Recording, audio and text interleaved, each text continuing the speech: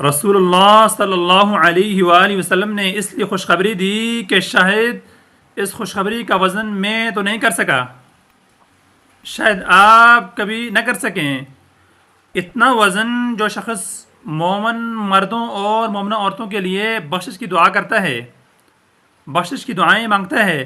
الفاظ تو دیکھیے کہ 3 الفاظ ہیں۔ کون سے الفاظ؟ اللہم اغفر للمؤمنین والمؤمنات، اللہم اغفر للمؤمنین والمؤمنات۔ سیکنڈ بھی 3 سے 5 سیکنڈ لگتے ہیں۔ سیکنڈ کتنے لگے؟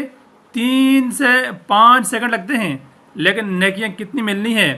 کائنات میں جتنے مومن مرد ہوتے ہیں، جتنی مومنہ عورتیں ہوتی ہیں، ذرا سوچئے آدم علیہ السلام سے لے کر آج تک کتنے مومن مرد اور کتنی مومنہ عورتیں آئی ہوں گی۔ اتنی تعداد میں اللہ رب العالمین اس کے نامہ اعمال میں نیکیاں لکھوا دیتے ہیں۔ ایک انسان جب دوسرے کے لیے دعا کرتا ہے، اللہ رب العزت کی طرف سے ایک نورانی فرشتہ مقرر کیا جاتا ہے۔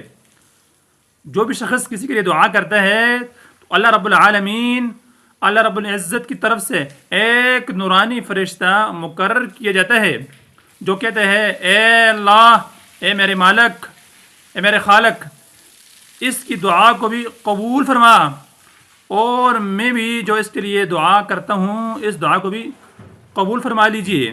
معزز ناظرین، اس لیے آپ دوسروں کو دعاؤں کے لیے کہیں، دوسرے سے دعائیں کروائیں۔